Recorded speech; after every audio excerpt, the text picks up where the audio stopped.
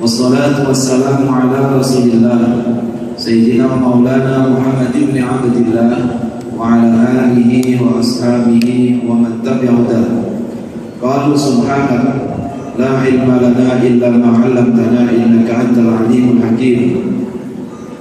Rabbi ishrah li sadri wa yassir li amri wahlul 'uqdatam min lisani yafqahu qawli birahmatika ya arhamar rahimin. Wala haula wala quwwata illa billahil aliyyil azim. Amma ba'd.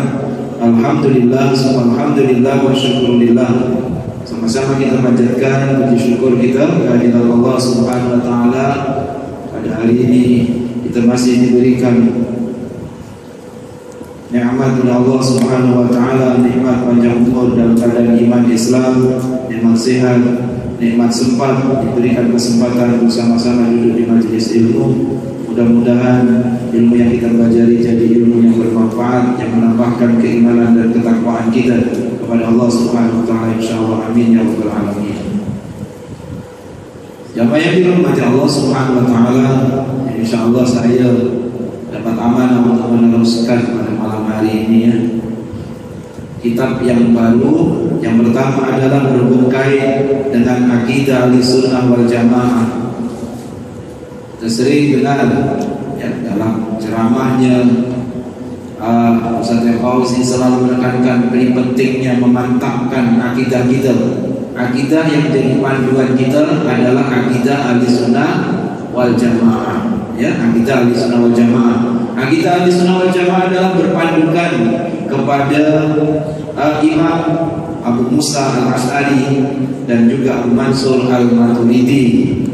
Jadi kita pun kena kenal Tuhan. Kalau nak belajar kita kena tahu siapa kitab yang mengarang ya. Pengarang kitab yang akan kita pelajari ini siapa? Satu di antaranya adalah kitab yang kita pelajari yang berhubungan dengan akidah Ahlussunnah wal Jamaah yang telah disusun oleh Al-Fadhil Ustaz Fauzi sendiri. Baik, siapakah Imam Abu Hasan al-Asy'ari radhiyallahu anhu? Nasab keturunan Imam Abu Hasan al-Asy'ari, beliau adalah Ali bin Ismail bin Ishaq bin Salim bin Ismail bin Abdullah bin Musa bin Hilal bin Abu Burda bin Abu Musa al-Asy'ari, sahabat Rasul sallallahu alaihi wasallam. Jadi keturunan daripada sahabat Abu Musa al-Asy'ari. Maka panggilan beliau adalah kita panggil daripada datuk ya. Datuk yang keberapa? Ya, kalau diurutkan adalah sampai sahabat Abu Musa al-Asy'ari. Nama sebenar Abu Musa adalah Abdullah bin Qais dari anak Al-Jamahir bin Asy'ari bin Adal. Beliau dilahirkan di Basrah pada tahun 260 Hijriah dan meninggal 330 Hijriah. Baik. Gelaran Al-Asy'ari berasal dari gelaran yang diberikan kepada datuknya Abu Musa al-Asy'ari. Gelaran biasa. Ada gelaran itu bersandarkan tempat, ada yang gelaran dipanggil melalui datuknya. Contoh, kalau Syekh Abdul Qadir Al-Jilani dari Jilan dan lain sebagainya.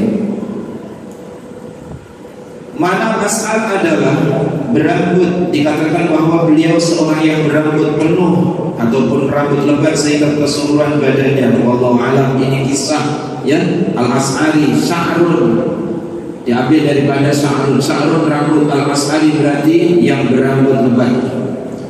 Dikatakan bahwa keturunan daripada Al-Asy'ari itu berterusan hingga kepada keturunan Nabi Ismail bin Ibrahim alaihi salam ya. Manakala ibu Imam Abu Hasan adalah Laibah binti Wahab bin Ayyub. Kalau melihat daripada keturunan Nabi Ismail bin Ibrahim, berarti ianya bertemu antara nasab Rasul dengan nasab Abu Musa tadi, bertemunya di Nabi Ismail, sebab Rasul sallallahu alaihi wasallam pun juga keturunan daripada Nabi Ismail alaihi salam. Sahabat Rasulullah SAW yang mulia Abu Musa al-Ash'ari beristrikan Ummu Kalsum binti Al-Fadl bin Abbas bin Abdul Muttalib. Ya. Abu Musa al-Ash'ari beristrikan Ummu Kalsum binti Al-Fadl bin Abbas bin Abdul Muttalib. Beliau Ummu Kalsum adalah nenek kepada Imam Abu Hasan. Ini nenek kepada Imam Abu Hasan tadi. Berarti juga masih keturunan dari ibu pun, keturunan masih ada nasab bertemu juga dengan Rasulullah SAW. Ya. Di sini daripada Al-Abbas bin Abdul Muttalib, sedangkan Rasulullah SAW adalah Abdullah bin Abdul Muttalib.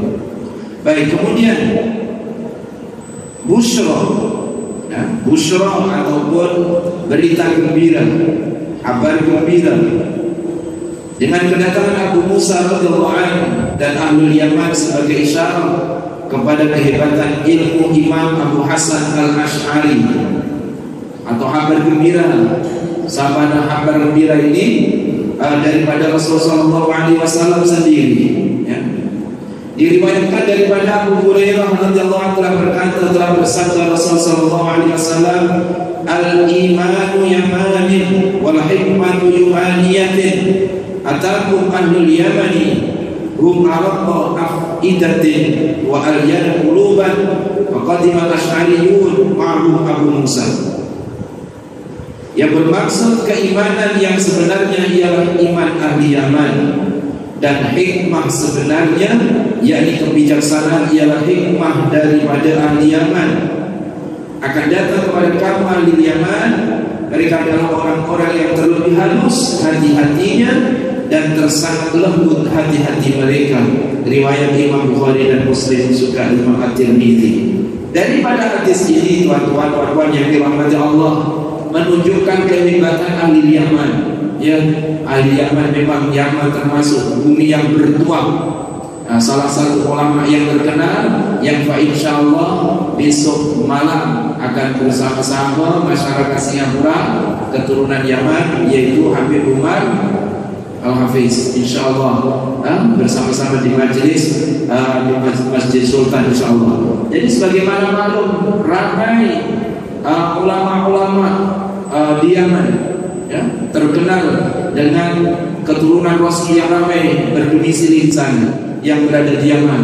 Maka beruntunglah mereka-mereka yang belajar di Yaman, banyak keberkatan, ya, keberkatan daripada ulama-ulama Yaman, para habaib, ya, para kekasih-kekasih Allah Subhanahu wa taala di tanah Yaman, yang terkenal dengan keilmuannya. Kalau yang biasa kita dengar Ratib Al-Haddad juga di Yaman, ya. Kemudian ahli hikmah tentang kebijaksanaannya, dan juga mereka yang halus hatinya, ya, halus hatinya, tersangat lembut hati mereka. Begitulah Rasulullah SAW mensifatkan orang-orang Yaman, dan apa yang disampaikan oleh Rasulullah SAW menjadi kenyataan. Setiap apa yang disampaikan oleh Rasul menjadi kenyataan hinggalah sekarang. Macam mana sifat-sifat ulamanya di sana. Kemudian tibalah golongan al-Asy'ariyun, dan bersama mereka adalah Abu Musa tadi itu, Abu Musa al-Ash'ari tadi. Diriwayatkan daripada Abu Musa al-Ash'ari radhiyallahu anhu berkata, telah dibacakan di sisi Rasul sallallahu alaihi wasallam, fa sawfa ya'tillahu biqaumin yuhibbuhum wa yuhibbuna. Ya. Surah Al-Maidah ayat 54, qala hum qaumuka ahlul Yaman. Yang bermaksud, maka akan Allah mendatangkan dengan suatu kaum yang Allah cinta kepada mereka, dan mereka juga cinta kepada Allah Subhanahu wa taala. Maka sabda Rasulullah SAW, mereka itu adalah dari kaum anak Musa, yaitu Ahlul Yaman. Inilah disifatkan oleh Rasulullah SAW, Ahlul Yaman ini mereka yuhibbuhum, yakni Allah cinta kepada mereka, dan mereka wa yuhibbunahu, dan mereka cinta kepada Allah Subhanahu wa taala. Riwayat Imam Baihaqi dengan sanad yang sahih. Jadi kalaulah tak heran daripada apa yang telah disampaikan tadi, tuan-tuan yang dirahmati Allah. Kalau kita tengok di Yaman, majlis-majlis cinta Allah, majlis-majlis zikir, majlis-majlis cinta Rasul luar biasa. Ini menunjukkan perkumpulan-perkumpulan tersebut adalah sebagai bukti mereka itu cinta ya kepada Allah Subhanahu wa taala, dan mereka ini juga dicintai oleh Allah Subhanahu wa taala. Kasih tuan-tuan adalah satu hubungan. Apabila kita cinta Allah Subhanahu wa taala, maka Allah pun cinta kepada kita. In kuntum tuhibbunallah fattabi'uni yuhibbukumullah. Apabila kamu cinta kepada Allah, ikuti aku, yakni mencontoh Rasul sallallahu alaihi wasallam, berusaha mencontoh Rasul. Nak mencontoh Rasul 100% memang tak mampu. Kita ini siapa? Ya, tapi sekurang-kurangnya apa yang termampu. Maka apabila kita mencontoh Rasul apa yang kita mampu, insyaallah Allah akan cinta kepada kita. Ya. In kuntum tuhibbunallah fattabi'uni yuhibbukumullah. Maka Allah akan mencintai mereka-mereka yang mengikut mencontoh Rasulullah sallallahu alaihi wasallam. Baik, kemudian Al-Imam Ibnu Asakir radhiyallahu anhu dalam kitabnya Tibyan Kasbul Muftari, beliau wafat tahun 571 Hijriah, telah menyebutkan pengiktirafan para ulama akan keunggulan Imam Abu Hasan Al-Asy'ari sebagai mujaddid kurun yang ketiga. Mujaddid sebab dikatakan di Rasul sallallahu alaihi wasallam, setiap 100 tahun, setiap satu kurun akan ada mujaddid, pembaharu yang menegakkan akidah. Baik, ia bersesuaian dengan hadis Rasul sallallahu alaihi wasallam yang diriwayatkan oleh Abi Hurairah radhiyallahu anhu, inna Allah azza wa jalla yab'atsu li hadhihi al-ummah ala ra'si kulli mi'ati sanatin man yujaddidu laha dinaha. Sesungguhnya Allah azza wa jalla akan mengutus untuk umat ini pada setiap permulaan 100 tahun, yakni setiap kurun. Nah, sekarang ini kurun yang keberapa? Kita ni yang 1437. Berarti ada juga setiap satu kurun mesti ada mujaddid, ya, seorang yang akan membaharui untuk mereka agamanya. Memperbaharui dengan arti meluruskan, ya. Bukan membuat agama baru, tidak, tapi meluruskan. Sebab selalunya apabila sudah jauh, agak jauh, dia akan melencong, diluruskan lagi. Nanti 100 tahun mungkin dalam perjalanan itu ada melencong, diluruskan lagi. Jadi inilah yang menjadi jaminan, ya, menjadi jaminan daripada Rasul sallallahu alaihi wasallam kepada umatnya. Setiap tahun mesti ada mujaddid.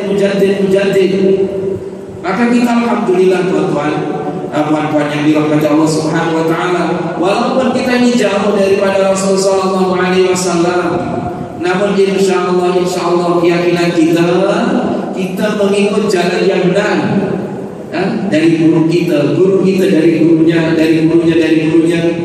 Insyaallah apa yang kita lalui, apa yang kita jalani adalah jalan yang benar, sebab mengikut apa yang telah diturunkan dari guru ke guru kita dan seterusnya. Baik. Kemudian berkata Imam Ibnu Asakir, aku telah mendengar Syekh Al-Imam Abdul Hasan Ali bin Muslim bin Muhammad bin Ali bin Fatah bin Ali As-Salmi di atas kursi di Masjid Damsyik berkata, setelah menyebutkan hadis tersebut, ya, adalah pada 100 tahun pertama Khalifah Umar bin Abdul Aziz. Nah, 100 tahun yang pertama Khalifah bin Abdul Aziz termasuk mujaddid yang memperbaharui atau meluruskan agama. Kemudian 100 tahun yang kedua, 100 tahun yang kedua adalah Imam Asy-Syafi'i, ya, Imam Asy-Syafi'i Muhammad bin Idris Asy-Syafi'i wafat tahun 204. Ini kurun yang kedua. Kemudian 100 tahun yang ketiga Abdul Hasan Al-Asy'ari wafat 324 Hijriah. Baik, ini 3 kurun nih tuan-tuan yang dinamakan oleh Rasulullah SAW. Abdulul Qurun Qarni, Sumbal ladzina yalunahum, sumbal ladzina yalunahum. Sebaik-baik kurun adalah kurunku, kurun para sahabat. Kemudian kurun para tabi'in, dan kemudian yang ketiga adalah kurun tabi'in. Baik, jadi ketiga-tiga kurun tadi adalah kurun yang paling utama. Baik, kemudian 100 tahun yang keempat, Imam Al-Baqillani Al-Qadhi Abu Bakar bin Taib, yakni yang wafat tahun 403 Hijriah. Kemudian 100 tahun yang kelima adalah Al-Imam Al-Ghazali radhiyallahu anhu yang wafat 505 Hijriah. Jadi awal kurun berbahagia kurun yang kelima Al-Ghazali tadi. Jadi dengan demikian setiap tahun ini menurut pandangan daripada Syekh Imam Abdul Hasan Ali bin Muslim bin Muhammad tadi itu. Ini menurut pandangan beliau yang dikategorikan ataupun yang disebut mujaddid setiap kurun seperti apa yang telah disampaikan tadi. Baik, kemudian daripada Abu Musa Al-Asy'ari radhiyallahu anhu telah bersabda Rasulullah sallallahu alaihi wasallam, "Innal as'ariyin idza amalu fil ghazwi aw qalla ta'ami yahihim bil Madinah jama'u ma kana 'indahum fi sawbin wahidin summa qasamuhu bainahum fi ina'in wahidin bisabiyyah fahum minni wa ana minhum." Yang bermaksud sesungguhnya kaum Al-Asy'ari apabila menjadi janda dari sebab peperangan atau kurang makanan, keluarga mereka di Madinah niscaya mereka kumpulkan apa yang ada di sisi mereka dalam sebuah kain, kemudian dibagikan di kalangan mereka dalam satu bejana dengan sama rata. Maka mereka dari aku dan aku dari kalangan mereka. Menunjukkan bagaimana kesatuannya, persatuannya Al-Asy'ari tadi itu. Apabila ada makanan maka dibagi sama, apa yang ada akan dibagi sama. Dan kemudian di sini ditegaskan mereka dari aku dan aku dari kalangan mereka. Itulah jaminan daripada Rasulullah SAW kepada Al-Asy'ari tadi itu, yakni kabilah Al-Asy'ari ataupun asal usul atau keluarganya Abu Musa Al-Asy'ari tadi itu. Baik, berkata Imam Ibnu Asakir dalam kitab Tabyin Kasbul Muftadi tadi bahwa apa yang disebut ini merupakan fadail atau kemuliaan Abu Musa Al-Asy'ari radhiyallahu anhu dan anak-anaknya sebagai tanda dan isyarat kepada kelebihan Imam Abdul Hasan dan kemuliaan dengan datuk neneknya. Begitulah bertuahnya tuan-tuan apabila dalam masalah akidah kita berpandukan apa yang telah disusun, apa yang telah diajarkan oleh Abu Musa Al-Asy'ari. Kita ya alhamdulillah kan dalam masalah fikih kita alhamdulillah belajar dari apa yang telah digariskan oleh Al-Imam Syafi'i radhiyallahu anhu. Dan dalam masalah tasawuf pula kita berpandukan dengan Syekh Junaid Al-Baghdadi, seperti apa yang telah kita pelajari bersama dalam kitab Syarhus Salikin. Alhamdulillah, insyaallah apabila 3 komponen ini kan masalah iman, akidah, masalah fiqh, masalah tasawuf, apabila dipadukan kemudian kita gunakan sama-sama untuk menghadap Allah Subhanahu wa taala, maka insyaallah kita akan merasakan atau mendapatkan lazatnya ibadah kepada Allah Subhanahu wa taala insyaallah. Sememangnya tidak dapat dinafikan. Ya, tak dapat dinafikan lagi akan kemuliaannya di ketika umat Islam berada dalam keadaan bergelora dengan berbagai intikad yang bertentangan dengan ajaran Islam. Maka Allah telah bangkitkan seseorang yang memperjuangkan dan menegakkan pegangan yang benar. Mereka dipilih daripada kaum yang Allah telah sebutkan dan ditunjukkan di Rasul sallallahu alaihi wasallam yang diriwayatkan oleh Abu Musa Al-Asy'ari dengan berbunyi, "Fasawfa ya'tillahu biqaumin yuhibbuhum wa yuhibbuna." Qala hum qaumuka ahlul Yaman. Yang bermaksud maka akan Allah mendatangkan dengan suatu kaum yang Allah cinta kepada mereka dan mereka juga cinta kepada Allah. Maka sabda Rasulullah SAW, mereka itu adalah kaum dari kaum Abu Musa, yaitu ahli Yaman. Alhamdulillah. Jadi dengan demikian kita termasuk orang yang beruntung, yang oleh Allah digerakkan dan tunjukkan ya, ke jalan yang lurus dalam keimanan.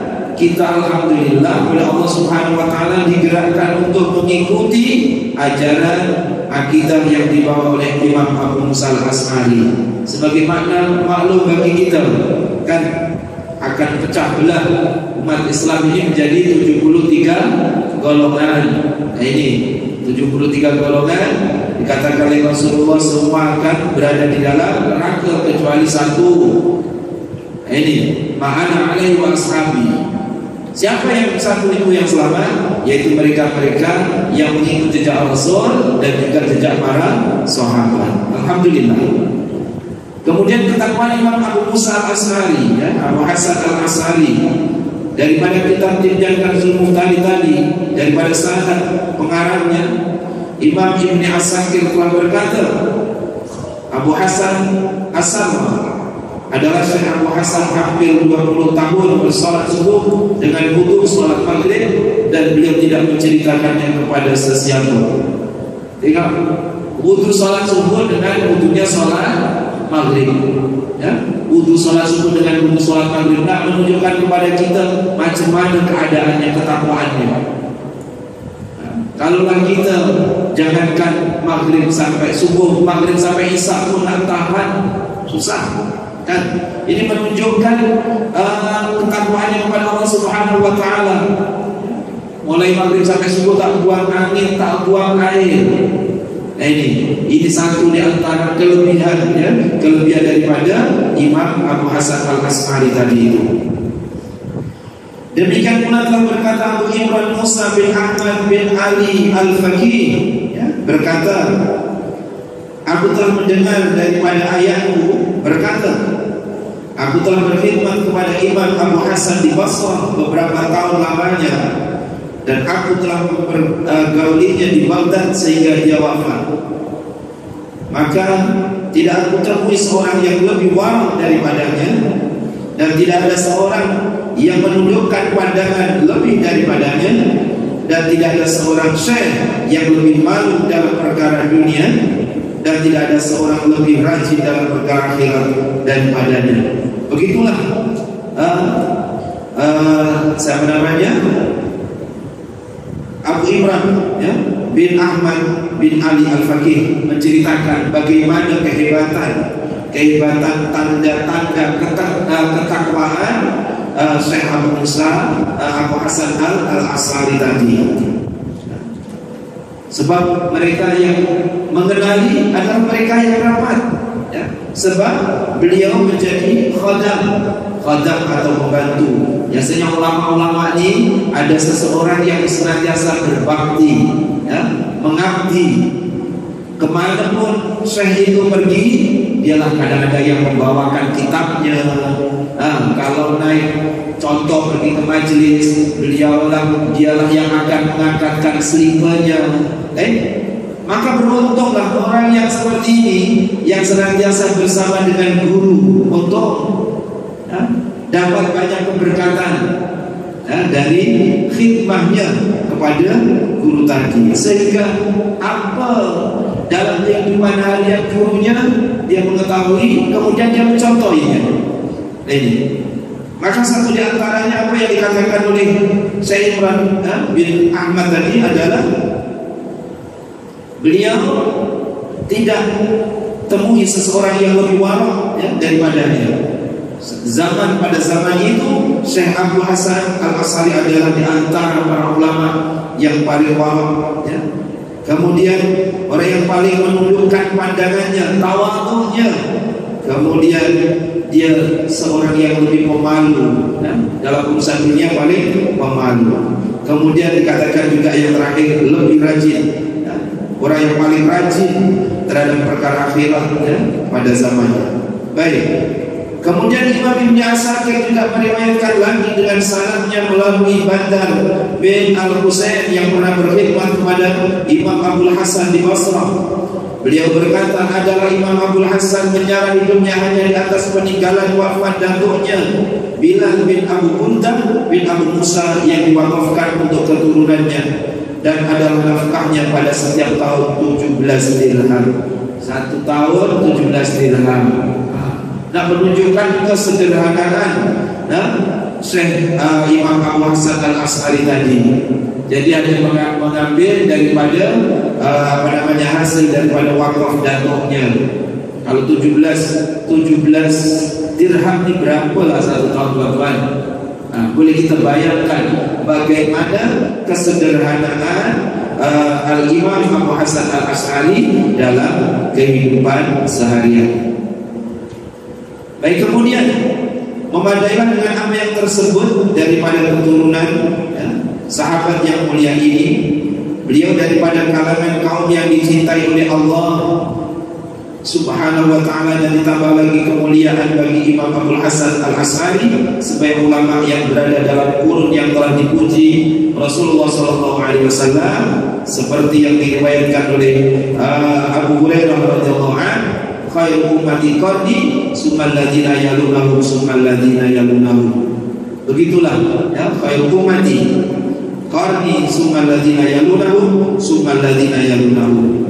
Sebaik-baik kurun umatku adalah kurunku, kemudian yang mengikutinya, dan kemudian yang mengikutinya, yakni kurun para sahabat, kemudian kurun para tabi'in dan tabi'in tadi.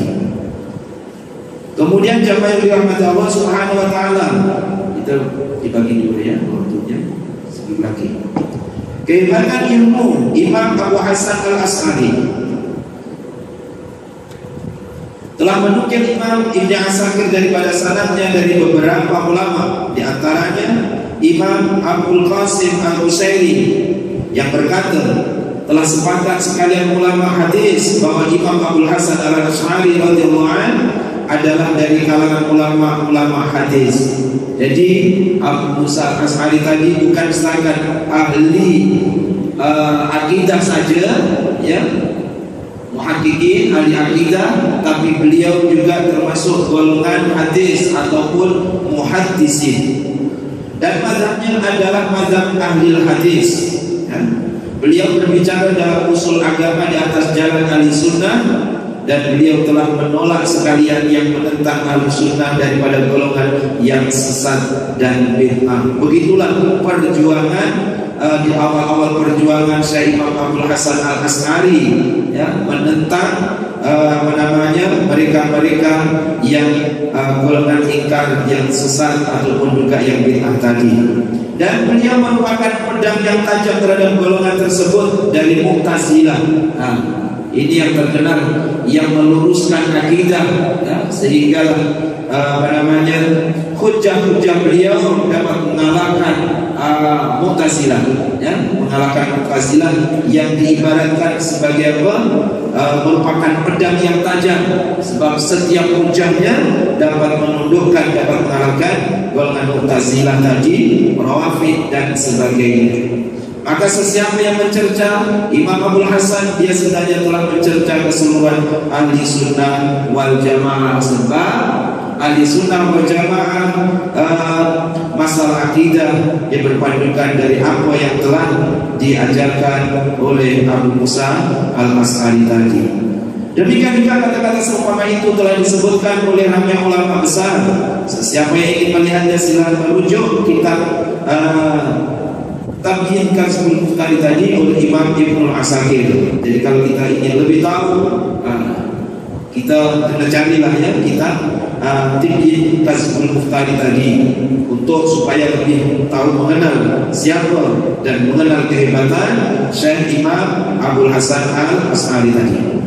Baik, telah berkata Syekh Ibrahim bin Muhammad Al-Asfalani Al-Faqih Al-Usuli ya, yang ahli fikih, ahli usul.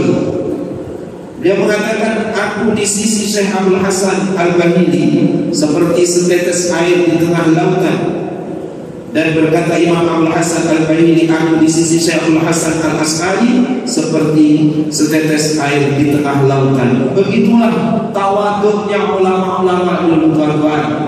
Ya, tawaduk, dia merasakan Syekh Abu Ishaq tadi merasakan ilmunya.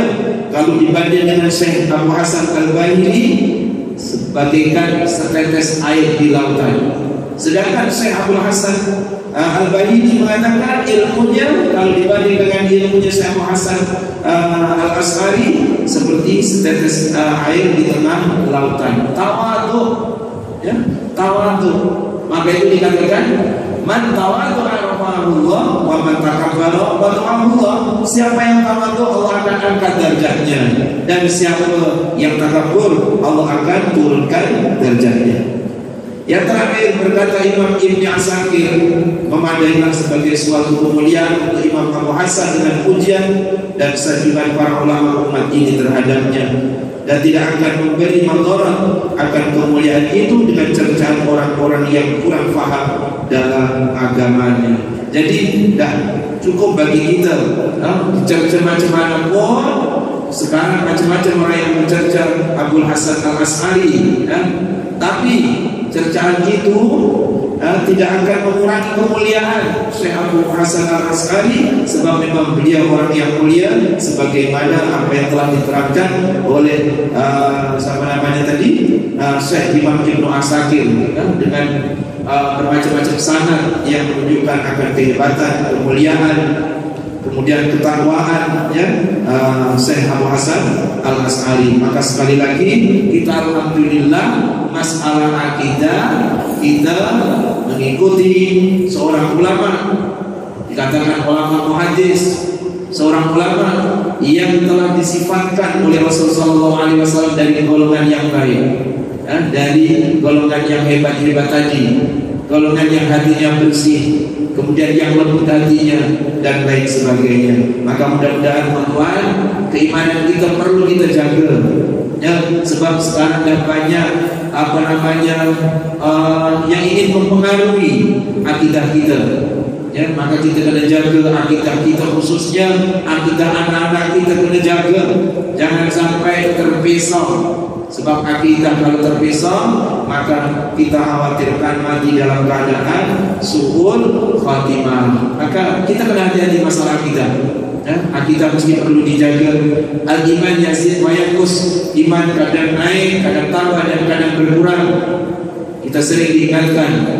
Maka apa yang pernah kita dengarkan juga dari Al-Wadil Ustaz Fauzi yang menyampaikan apa? Hadis Rasulullah SAW, jadidu imanakum, senantiasa perbarilah iman kalian. Maka sahabat pun bertanya, kaifan jadidu imanana ya Rasulullah, macam mana kami memperbarui iman kami ya Rasul? Kata Rasul, aksiru bi qauli la ilaha illallah, perbanyakkanlah mengucapkan kalimat la ilaha illallah, yaitu kalimat tauhid. Maka mudah-mudahan jamaah yang dirahmati Allah, setiap majelis, ya, Al-Fatih Ustaz selalu melakukan dengan zikir la ilaha illallah, dan juga majelis-majelis yang lain. Mudah-mudahan ianya akan mengukuhkan, memperbaiki, memperbaharui keimanan kita. Mudah-mudahan dengan usaha kita terus menjaga keimanan kita, mudah-mudahan keimanan kita senantiasa subur, ya. Kalaulah iman subur, insyaallah dalam melaksanakan syariat pun tak berat. Imannya kukuh, insyaallah kita akan selamat. Maka senantiasa kita meminta kepada Allah, Allahumma ahyina bil iman wa amitna bil iman wa ahsyurna bil iman. Kita minta kepada Allah Subhanahu wa taala mudah-mudahan dihidupkan dalam keadaan iman, dibangkitkan dalam keadaan iman, dan dibangkitkan nanti juga dalam keadaan iman, dan mudah-mudahan nanti kita dikumpulkan di dalam surga Allah bersama-sama mereka-mereka yang iman kepada Allah Subhanahu wa taala, insyaallah. Amin amin ya rabbal alamin. Baik jamaah muslimin muslimat yang dirahmati Allah Subhanahu wa taala, kita sambung kitab yang satunya, kitab Al-Hikam Syekh Ibn Athaillah As-Sakandari, kitab yang begitu terkenal. Kalau di pesantren di Jawa ini merupakan pengajian wajib, ya, pengajian wajib. Setiap hari kiai memang akan ngajar. Ya. Ini adalah merupakan mutiara-mutiara daripada Syekh Ibn Athaillah As-Sakandari. Baik.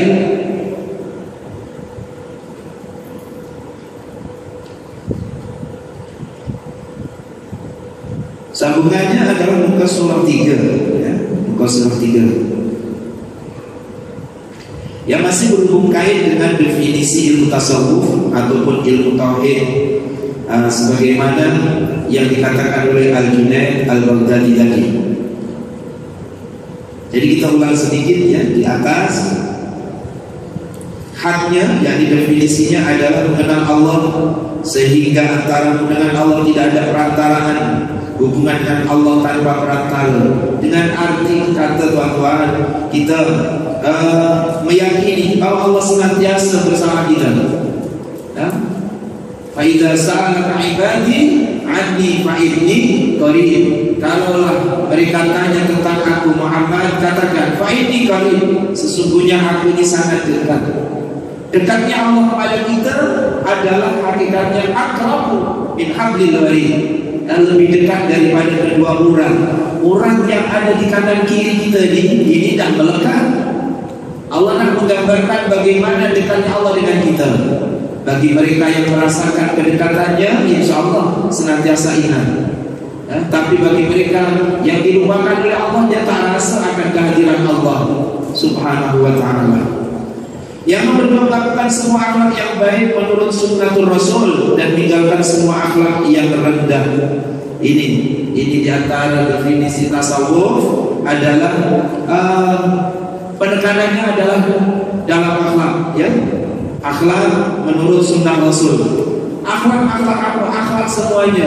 Kalau kita tengok tuan-tuan, macam mana ulama-ulama tasawuf, akhlaknya, ya, akhlaknya, cara cakapnya dengan penuh bijaksana, kemudian akhlak hubungannya dengan murid-muridnya macam mana, akhlak waktu makan macam mana, dan lain sebagainya.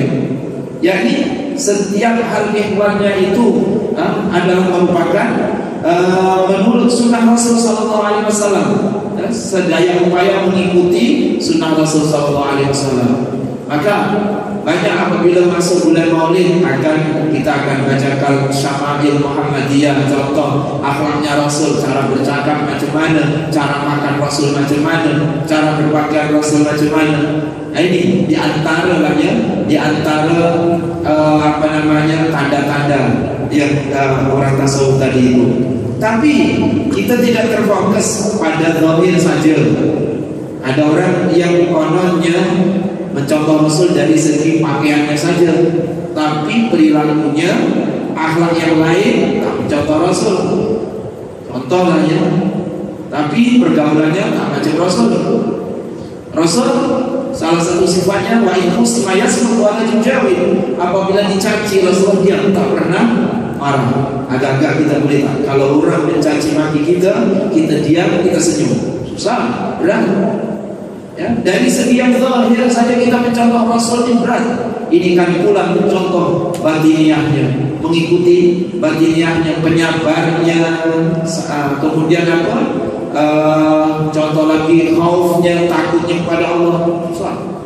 Maka itu alhamdulillah kita diajari melalui perjalanan tasawuf ini. Kemudian di antara tandanya lagi melepas hawa nafsu menurut kehendak Allah Subhanahu wa taala, berusaha ya, seperti apa yang telah dibelajarkan dalam Syiarus Salikin, macam mana mentarbiah hawa nafsu. Mentarbiah hawa nafsu sehingga sekurang-kurangnya nafsu kita menjadi nafsu yang mutmainnah, yang tumanina.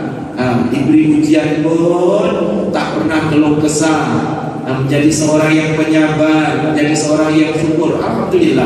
Ini semua adalah merupakan tahapan-tahapan dalam perjalanan tasawuf tadi. Kemudian yang selanjutnya merasa tiada memiliki apapun, juga tidak dimiliki oleh siapapun kecuali Allah. Ini berat. Ya? Kita merasakan tidak ada kemampuan apa-apa, la milka. Tidak ada kepemilikan.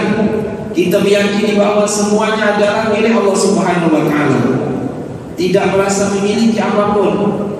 Kalau seseorang itu tidak merasakan, tidak memiliki apapun, insya Allah tak akan ada sifat sombong, tak akan ada sifat ujub, sebab dia tak merasakan memiliki, tak merasakan apa, tak merasakan memiliki sesuatu. Dia ingat semuanya adalah milik Allah Subhanahu Wa Taala. Maka dengan keyakinan seperti ini, kalau sekiranya Allah memberikan kita harta yang lebih, kita tak berat nak keluarkan zakatnya, kita tak berat nak keluarkan dermanya. Kenapa? Sebab kita ingat harta itu milik Allah. Allah just titipkan saja.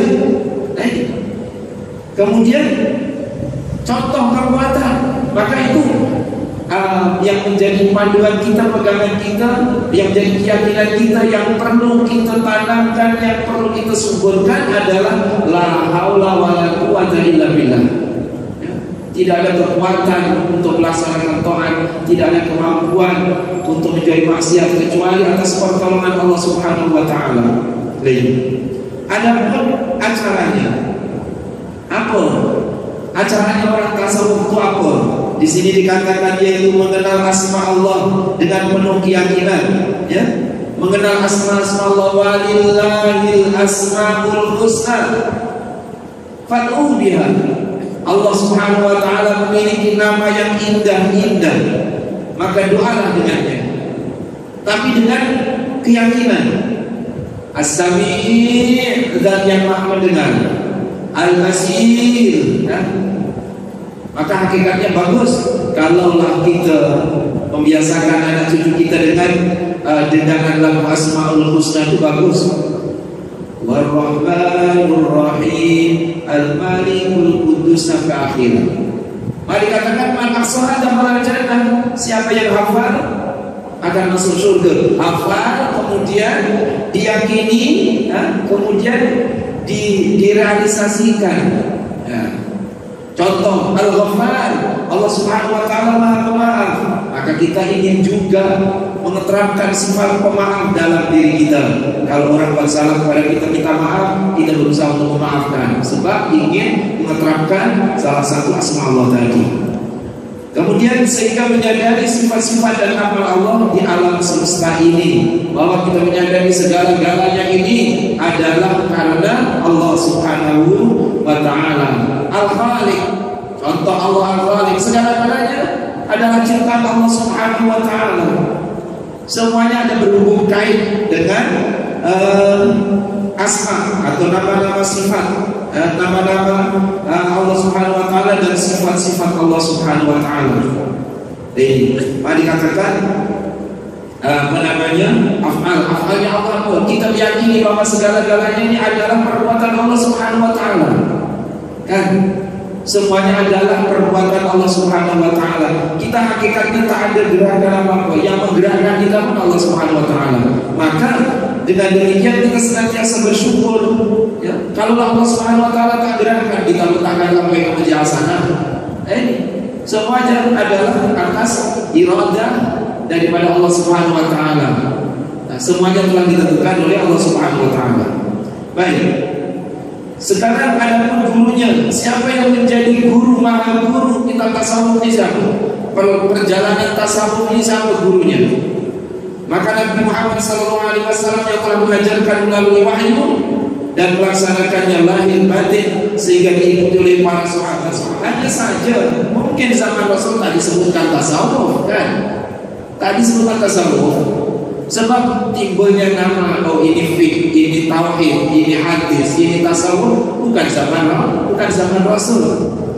Tapi contohlah pelaksanaan iyyaka na'budu wa iyyaka nasta'in. Iyyaka nasta'in, hanya kepadamu aku minta pertolongan. Itu termasuk ajaran tasawuf, senantiasa menyadarkan diri kita kepada Allah Subhanahu Wa Taala. Itu yang diajarkan oleh Rasulullah SAW kepada para sahabatnya.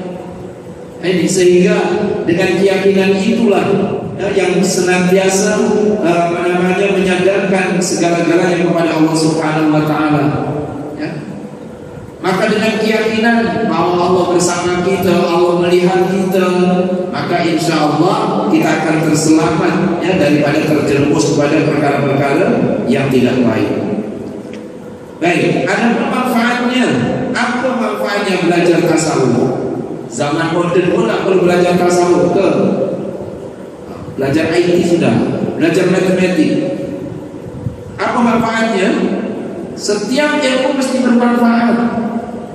Ilmu Allah begitu banyak sangat, dan setiap ilmu yang diajarkan mesti ada manfaatnya. Ya? Apapun bentuk ilmu, ya? Bukan berarti ilmu tasawuf saja yang bermanfaat. Semua ilmu, semua manfaat. Ilmu matematik ada manfaatnya untuk mengetahui maksudnya waktu, contoh untuk perkiraan zakat, nisab zakat dan lain sebagainya perlu. Ini tidak ada ilmu yang tidak manfaat. Semuanya ilmu yang datang dari Allah adalah manfaat. Hanya kadang-kadang penggunaannya, penggunaannya disalahgunakan. Nah, ini yang berbahaya. Kepandaiannya digunakan perkara yang negatif. Nah, ini. Baik. Jadi manfaat belajar ilmu tasawuf tadi adalah mendidik hati sehingga mengenal zat Allah, mengenal siapa Allah itu. Ya, siapa Allah itu? Kita sebelum salat mengatakan Allahu Akbar. Allah Maha Besar. Macam mana kita boleh mengenal Allah Maha Besar? Maka kita meyakini man arafa nafsah maka arafa rabbah. Siapa tahu dirinya, kenal dirinya, dia akan kenal Tuhannya. Kita yakin diri kita ini dhaif, kita ini miskin, maka Allah zat yang kaya. Kita dhaif, lemah, maka Allah adalah zat yang kuat. Sehingga berbuat kelapangan dada. Ya, kalau mengenal semuanya ini adalah dari Allah Subhanahu wa taala, yang menentukan segala sesuatu adalah Allah taala, maka apa yang timbul? Lapang dada. Setiap ada sesuatu ataupun setiap ujian yang datang dari Allah, kita akan lapang dada. Ini sebab kita meyakini semua dari Allah. Ya, ujian ini semuanya dari Allah. Innal baliyata lam ta'til mu'mina litulika wa innal ma'tadu litahtabira. Sesungguhnya bala ujian itu yang datang kepada orang mukmin bukan untuk merusakkan, bukan untuk menghancurkan. Wa innal ma'tadu litahtabira, datangnya adalah untuk memberikan ujian. Sebab hakikatnya tuan-tuan, apabila kita diuji, kan hakikatnya kita akan semakin dekat dengan Allah Subhanahu wa taala. Kalau kita ini senantiasa dalam keadaan sehat, dalam keadaan bahagia, agak lupa atau kurang kesungguhan kalau ibadah. Tapi kalau kita dalam keadaan diuji oleh Allah, mungkin doa sampai menangis, ya Allah, sampai menangis. Tapi kalau senantiasa happy saja, senantiasa gembira, mungkin doanya biasa-biasa, maka mesti ada manfaatnya. Kan ujian itu ada manfaatnya untuk menambahkan lagi kedekatan kita, takarub kita kepada Allah Subhanahu wa taala. Kemudian dan bersih hati, ya. Bersih hati dan berbudi pekerti yang luhur menghadapi semua makhluk. Bersih hati dengan arti berusaha. Dengan adanya pelajaran tasawuf tadi, kita akan berusaha untuk membersihkan hati kita daripada sifat-sifat yang tak baik. Sifat-sifat yang tak baik. Kita akan berusaha untuk membersihkan hati kita daripada dosa-dosa. Timbulnya kan suka kita bertaubat kepada Allah Subhanahu wa taala, maka insyaallah kalau kita suka bertaubat, suka beristighfar kepada Allah, akhirnya insyaallah hati kita akan bersih. Kemudian berbudi pekerti yang luhur dalam menghadapi semua makhluk. Sifatnya menjadi penyabar. Kenapa kita ingat menjadi penyabar? Sebab kita ingat bahwa itu semua adalah ketentuan Allah Subhanahu wa taala. Sabar, tapi kita kena tahu permasalahannya. Bukan setiap perkara semua sabar, tidak. Kita kena tahu bila kita kena sabar, bila kita kena tegas. Baik. Syekh Hasan As-Sadili radhiyallahu anhu berkata, perjalanan kami terdiri atas 5 perkara. Ini perjalanan tasawufnya terdiri atas 5 perkara. Yang pertama, takwa pada Allah lahir batin dalam pribadi sendiri atau di muka umum. Inilah yang dipesankan oleh Rasulullah SAW. Ittaqillah haitsu ma kunta.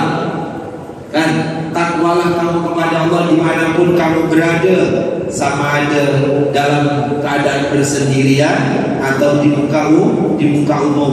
Nah, ini kita melatih, melatih takwa zahir dan batin tadi itu. Melatih takwa zahir dan batin, itu yang dipesankan oleh Rasulullah SAW. Ittaqillaha haitsu ma kunta. Takwalah kamu kepada Allah dimanapun kamu berada. Baik. Yang nomor 2, mengikuti sunnah Rasul dalam semua kata dan perbuatan. Nah, ini yang ditekankan dalam perjalanan tasawuf. Kata Syekh Abu Hasan As-Sadili adalah dalam segi perkataan, dalam segi perbuatan, mengikut sunnah Rasulullah Sallallahu Alaihi Wasallam. Berusaha sedaya upaya mengikuti sunnah. Maka itu kawan-kawan yang dirahmati Allah, kita perlu belajar sirah. Kita perlu belajar sirah. Macam mana cara Rasul bertutur, macam mana Rasulullah dengan cucunya, macam mana Rasulullah dengan jiran-jirannya, macam mana akhlak Rasulullah dengan orang yang memusuhinya, dan lain sebagainya. Maka pentingnya kita belajar sirah itu, sirah Rasul khususnya lah ya. Kita, sebab dengan mempelajari sirah kita akan tahu macam mana cara Rasul, cara contoh Rasul kalau makan macam mana, dan lain sebagainya. Baik. Kemudian mengabaikan semua makhluk dalam kesukaan atau kebencian mereka, yakni tidak menghiraukan apakah mereka suka atau benci. Nah, ini istilahnya yang penting apa yang dilakukan adalah karena Allah Subhanahu wa Ta'ala. Kalau dibenci orang pun dah tak baik kisah. Dengan arti kata tak baik kisah bukan berarti yang penting saya suka, dia tak suka pun tak kisah. Bukan berarti begitu. Dengan arti kata, kalau kita melakukan kebaikan, melakukan sesuatu yang bersesuaian dengan syariat, tapi orang itu tak suka, contoh orang itu membenci kita, tak kisah. Jadi kita tak tak melayan mereka. Bukan terus mereka memusuhi kita pun terus memusuhi mereka. Tidak, sebab kita meyakini apa yang kita lakukan tadi adalah perkara yang baik, dan kita tak menghiraukan, kata Syekh Abu Hasan As-Sadili, tak menghiraukan apakah mereka suka atau benci, tak kisah. Yang penting pelaksanaannya ibadah karena berdasarkan karena Allah Subhanahu wa Ta'ala tadi. Rela dan rida menurut hukum Allah ringan atau berat. Ini sebab kalaulah kita tahu bahwa segala sesuatu adalah ketentuan Allah, maka akan kata Syekh Abu Hasan, akan rela dan rida menurut hukum Allah ringan atau berat, ataupun berat dari itu. Apapun hukum Allah, maka dikatakan jamaah yang dirahmati Allah Subhanahu wa Ta'ala, Zakra ta'mal iman man radiya billahi rabba wa bil islami dina wa bil muhammadin nabiyya wa rasulah wa bil islami zakra ta'mal iman, akan merasakan manisnya iman siapa? Apabila ridho Allah sebagai Tuhannya, ridho Nabi Muhammad sebagai nabinya, dan ridho Islam sebagai agamanya. Kita selalu kalau pembukaan madrasah biasakan kita akan baca raditu billahi rabba wa bil islami dina wa bi muhammadin nabiyya wa rasulah. Kalau ridho Allah sebagai Tuhannya berarti ridho akan ketentuan Allah, diuji oleh Allah dia ridho. Kemudian ridho Islam sebagai agamanya, apapun hukum hakam dalam Islam dia ridho. Berankah, ringankah, dia akan ridho. InsyaAllah kalaulah kita dapat menanamkan seperti itu, kita akan merasakan manisnya ibadah. Kemudian kembali kepada Allah dalam suka ataupun duka, dalam suka ataupun duka kembali kepada Allah. Semuanya dikembalikan kepada Allah Subhanahu wa Ta'ala. Sebab segala sesuatu memang berpunca dari Allah. Segala sesuatu yang menciptakan Allah Subhanahu wa taala kan, maka semuanya adalah dikembalikan kepada Allah. Suka ataupun duka kembalinya kepada Allah. Nah ini kadang-kadang tidak, apabila apabila suka ataupun berjaya, dia sombong, mengembalikan itu semua akan adalah karena kekuatan kehebatan dirinya. Tidak, semuanya dikembalikan kepada Allah. Khairihi wa syarrihi minallahi ta'ala. Salah satu pegangan kita, rukun iman yang kita pegang, percaya kepada qada dan qadar Allah Subhanahu wa taala, khairihi wa syarrihi minallah. Yang baik dan yang tak baik datangnya adalah daripada Allah Subhanahu wa taala.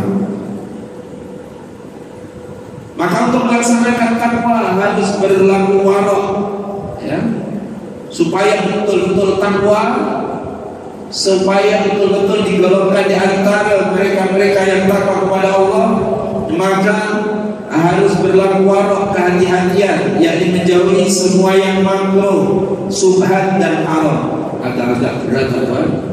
Menjauhi perkara yang haram mungkin kita insyaallah, ya. Yang subhat, yang makruh agak suka sedikit makruh nih, sebab sesuatu yang banyak yang kita suka kan. Banyak benda-benda makruh yang kita suka. Dah maklumlah, semua dah tahu.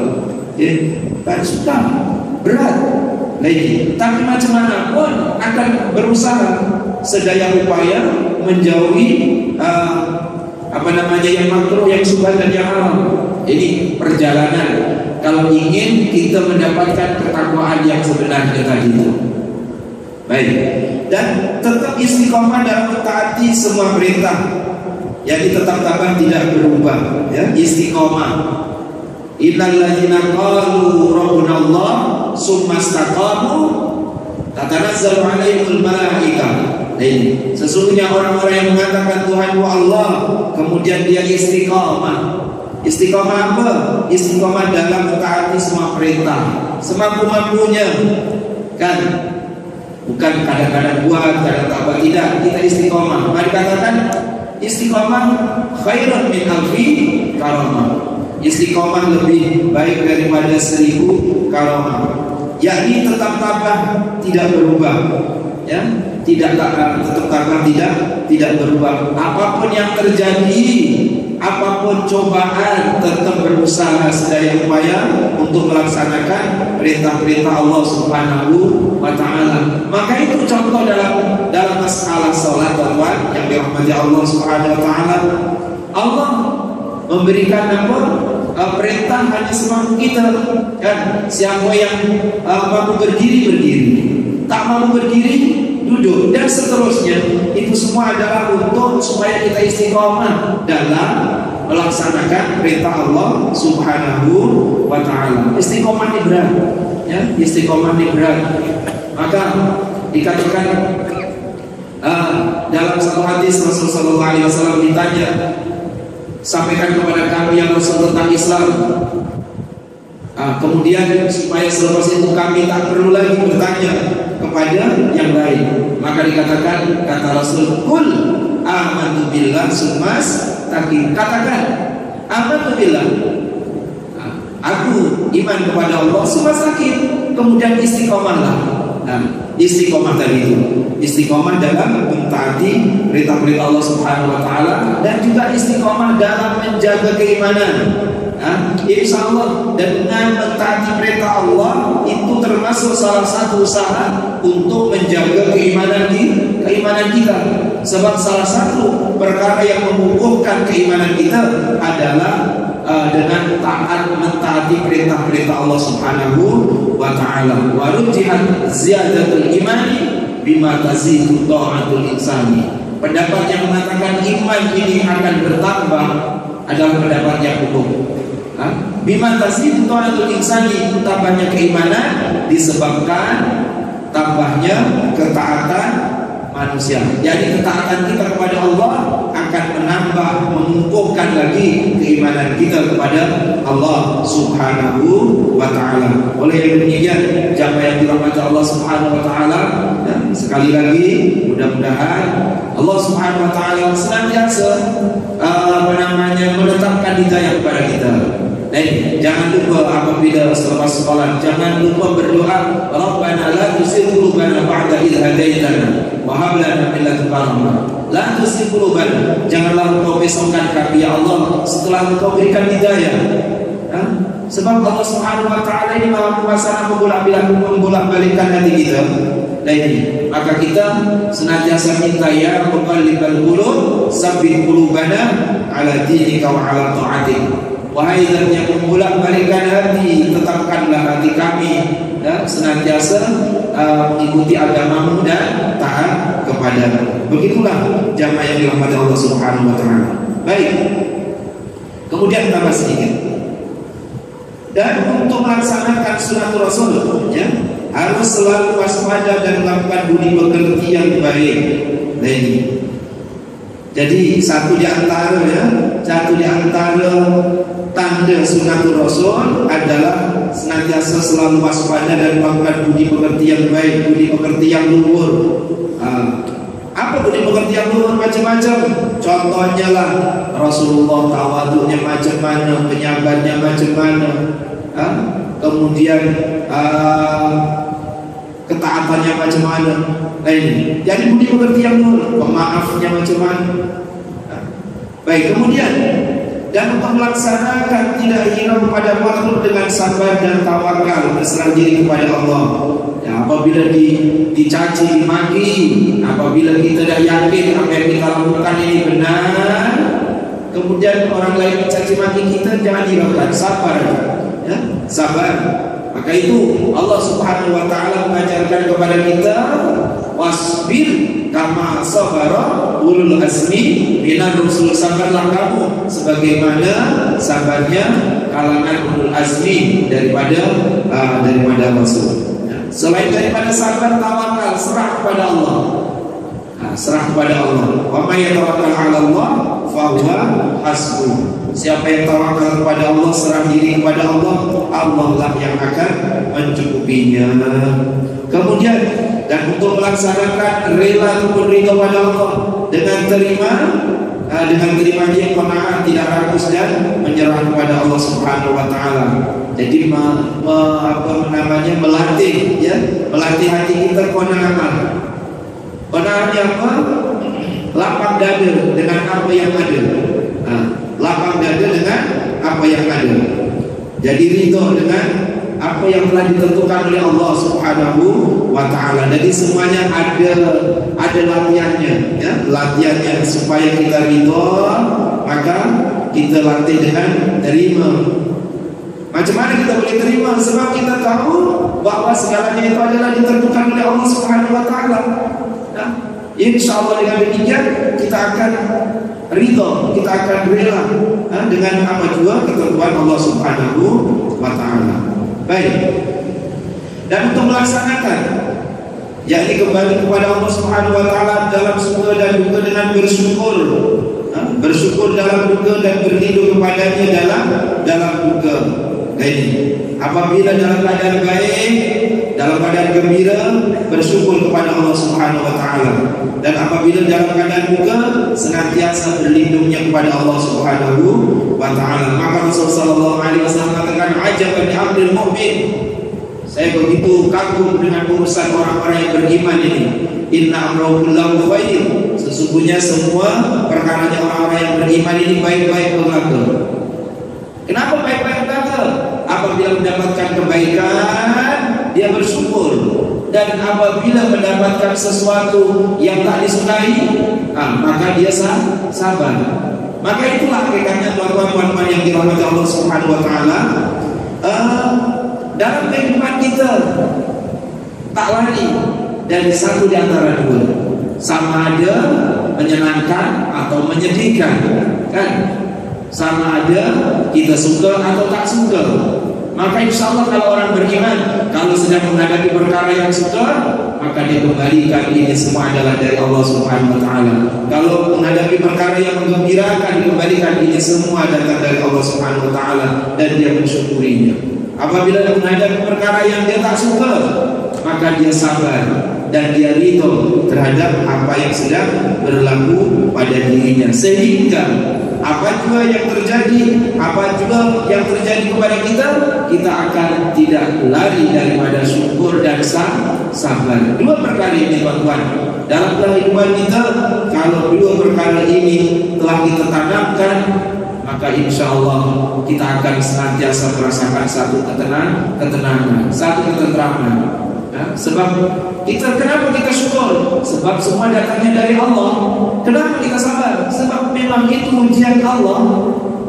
Sesuatu yang telah ditentukan oleh Allah, kita tak akan lari, tak akan boleh lari. Maka apa yang boleh kita hadapi, yaitu kita menghadapinya dengan ketabahan, dengan kesabaran.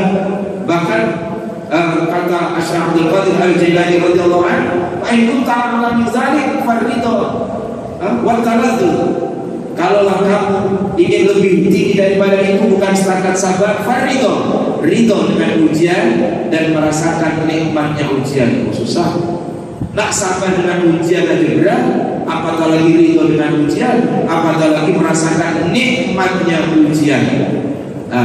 Maka insya Allah Subhanahu wa Ta'ala, ya, kalau kita sedikit demi sedikit, insya Allah kita akan sampai kepada perkara tersebut. Kemudian, dan semua itu berpokok, ya, pada 5 perkara. Perkara-perkara tadi boleh dapat tertanam ataupun dapat terlaksana.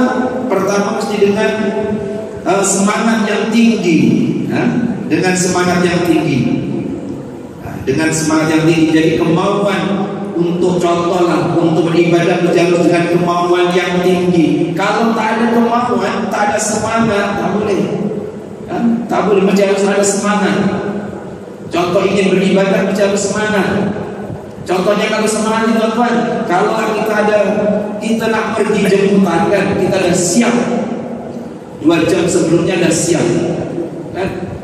Sebelum waktu yang 2 jam sebelum nak berangkat kita dah siap. Maka dengan adanya semangat yang tinggi ini, kalau sekiranya kita nak berangkat kepada Allah, kita usaha untuk bersungguh-sungguh, untuk bersungguh-sungguh ingin berangkat kepada Allah Subhanahu wa Ta'ala. Nufuzul azimah, berhati-hati dari yang haram atau menjaga kehormatan, ya, supaya tidak terjerumus kepada yang haram. Kita kena hati-hati, hati-hati jangan sampai terjerumus kepada perkara yang diharamkan. Kemudian baik dalam berkhidmat sebagai hamba, merasakan dirinya sebagai hamba, dengan artian hamba kepada Allah Subhanahu wa Ta'ala. Kenapa orang-orang yang tasawuf tidak merasakan bebanan dalam melaksanakan perintah Allah? Sebab merasakan dirinya sebagai hamba. Karena Tuhan perintah, ya kita buat. Maka kalau kita lihat tuan-tuan, kedudukan yang tinggi di sisi Allah adalah abdullah, kan? Subhanalladzi asra bi'abdihi lailan, yang berhubungan dengan masalah Isra. Allah Subhanahu wa Ta'ala menjalankan hambanya. Nah ini, macam mana kita ingin menjadi diakui oleh Allah sebagai hamba Allah? Kita mestilah berusaha untuk menghambakan diri kepada Allah, berkhidmat sebagai hamba kepada Allah Subhanahu wa Ta'ala. Kemudian melaksanakan kewajiban. Jadi bukan setakat kewajibannya memang diambil berat, dalam masa yang sama berusaha untuk menyempurnakan dengan perkara yang sunnah-sunnah. Ini untuk menyempurnakan. Jadi bukan setakat yang wajib-wajib saja, tapi juga yang sunnah tadi. Menghargai, menjunjung tinggi nikmat, menghargai bahwa segalanya adalah nikmat daripada Allah Subhanahu wa Ta'ala. Jadi menjunjung nikmat. Maka nabi nikmatnya faminallah. Apa juga nikmat datangnya hakikatnya daripada Allah Subhanahu wa Ta'ala. Maka dia akan menghargai nikmat itu. Ya. Banyakkah sedikit dia akan menghargai nikmat itu. Kalaulah sedikit, dia tak melihat sedikitnya nikmat, tapi dia melihat zat yang memberi nikmat.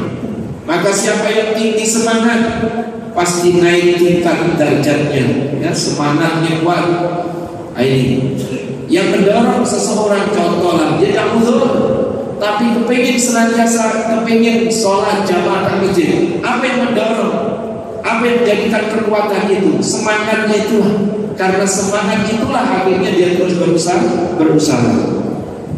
Dan siapa yang meninggalkan larangan yang diharamkan Allah, Allah akan menjaga kehormatannya. Jelas ya. Kalau kita meninggalkan apa yang dilarang oleh Allah, Allah akan menjaga kehormatan kita. Setiap perkara yang dilarang oleh Allah mesti ada hikmahnya. Nah, setiap perkara yang disyariatkan mesti ada hikmah. Kalau perkara itu diperintahkan, kalau kita buat ada hikmah yang positif. Kalau kita tinggalkan ada negatifnya. Begitu juga sebaliknya, perkara yang haram apabila kita kerjakan maka ada negatifnya. Kalau kita tinggalkan ada positifnya. Maka contoh diantaranya lah yang perkara yang diharamkan. Contoh zina. Allah melarang wala taqrabuz zina. Maka dengan meninggalkan zina kita akan dimuliakan oleh Allah Subhanahu wa taala. Maka sebaliknya, apabila seseorang itu mengerjakan zina, melakukan zina, maka Allah kehormatan seseorang itu dengan sendirinya akan hilang kehormatannya. Maka dengan menjaga perkara yang diharamkan, Allah akan menjaga kehormatan kita. Dan siapa yang benar dalam ketaatannya pasti mencapai tujuan kebesarannya dan kemuliaannya. Yang benar dalam ketaatannya. Maka itu tuan-tuan yang dirahmati Allah Subhanahu wa taala, dalam semangat kita beribadah, ya, dalam semangat kita beribadah, maka kita kena pastikan ibadah yang akan kita laksanakan itu benar atau tidak. Nah, maka tetap kembalinya kepada fikih juga. Betul tak?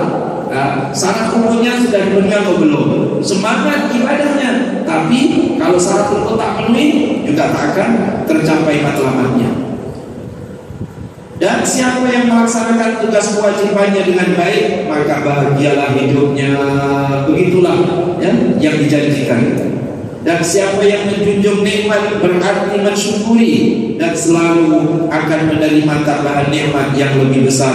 Itulah yang dijanjikan oleh Allah Subhanahu wa taala, la in syakartum la azidannakum wa la in kafartum inna adzabi lasyadid. Kalau sekiranya ya kita ini mensyukuri nikmat-nikmat yang Allah berikan kepada kita, maka Allah akan menambahkan lagi kenikmatan itu.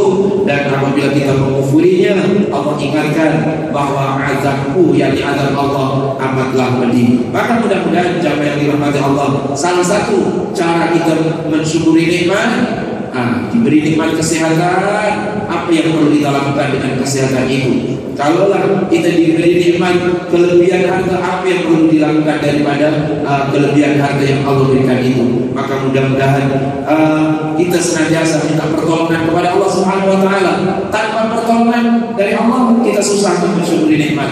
Seperti apa yang diajarkan oleh Rasulullah sallallahu alaihi wasallam dalam doanya, Allahumma a'inni ala dzikrika wa syukrika wa husni ibadatik. Ya Allah, tolonglah aku ya Allah ala dzikrika, supaya dapat senantiasa mengingatimu, wa syukrika, dan supaya dapat senantiasa mensyukurimu, wa husni ibadatika, dan supaya dapat senantiasa memperbaiki ibadah kepadamu. Maka mudah-mudahan jamaah yang dirahmati Allah Subhanahu wa taala, kita digolongkan di antara hamba-hambanya yang senantiasa mendapatkan pertolongan Allah Subhanahu wa taala, pertolongan untuk mensyukuri nikmat-nikmatnya, pertolongan untuk mengingatinya, dan pertolongan untuk memperbaiki ibadah kepadanya insyaallah. Amin amin ya rabbal alamin. Bismillahirrahmanirrahim. Alhamdulillahirabbil alamin. Wassalatu wassalamu ala asyrofil mursalin sayyidina Muhammadin wa ala alihi washabbihi ajma'in. Allahumma anfa'na ya nafi, Allahumma anfa'na ya nafi, Allahumma anfa'na ya nafi bima 'allamtana wa 'allimna ma yanfa'una wa zidna fahma. اللهم اجعل جمعنا هذا جمعا مرحوما اللهم اجعل جمعنا هذا جمعا مرحوما اللهم اجعل جمعنا هذا جمعا مرحوما وتفرقنا من بعد تفرقا معصوما سبحانك اللهم وبحمدك نشهد ان لا اله الا انت نستغفرك ونتوب اليك اللهم اعنا على ذكرك وشكرك وحسن عبادتك اللهم اهدنا صراطك المستقيم صراط الذين انعمت عليهم من النبيين والصديقين والشهداء والصالحين وحسن اولئك رفيقا برحمتك يا ارحم الراحمين ربنا اتنا في الدنيا حسنه وفي الاخره حسنه وقنا عذاب النار صلى الله عليه محمد النبي الامي الشافي المشفع وعلى اله وصحبه وسلم والحمد لله رب العالمين. هذا العفو منكم. السلام عليكم ورحمه الله وبركاته.